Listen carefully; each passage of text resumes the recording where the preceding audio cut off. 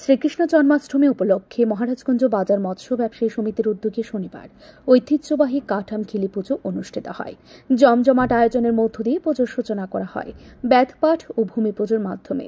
এ বিষয়ে সমিতির এক কর্মী জানান, প্রতি বছর প্রাচীন রীতিনীতি ও ঐতিহ্য বজায় রেখেই জন্মাষ্টমীর দিন কাঠামখিলি পুজো হয়ে থাকে। এদিন থেকেই দুর্গাপুজোর প্রস্তুতি শুরু হয়। এবছর স্থানীয় শিল্পীরা প্যান্ডেল তৈরি করবেন এবং প্রতিমাও করবেন, তবে বাজেট বাড়ানো হয়নি। গত বছরের মতোই এবছরও একই অর্থ বরাদ্দ রাখা হয়েছে। আয়োজকদের পক্ষ থেকে আরও জানানো হয়েছে, সপ্তমী থেকে নবমী পর্যন্ত দর্শনার্থীদের জন্য মহাপ্রসাদেরও ব্যবস্থা থাকবে।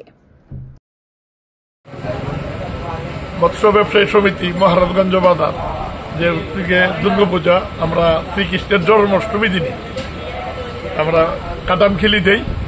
অনেকে অনেকভাবে করে, কিন্তু আমরা পূর্বপুরুষরা যেভাবে করছে এভাবে আমরা কাঠামখিলি দিতেছি। আজকে আমরা যে শিল্পী, স্থানীয় শিল্পী দেওয়া মূর্তি করতেছে এবং যে প্যান্ডেল, কাল্পনিক প্যান্ডেল এও লোকাল কারিগর দিয়ে করতেছে।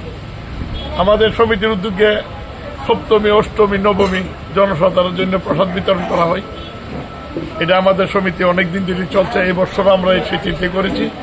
এতে আমি রাজ্যবাসীর কাছে অনুরোধ, মৎস্য ব্যবসায়ী সমিতির উদ্যোগে যে দর্শনার্থীরা আসে, এই আমাদের আবেদন। কাঠামখিলি পুজোকে কেন্দ্র করে মৎস্য ব্যবসায়ীদের মধ্যে ব্যাপক উৎসাহ উদ্দীপনার পরিবেশ লক্ষ্য করা গেছে। ব্যুরো রিপোর্ট, ঋদ্ধি নেটওয়ার্ক।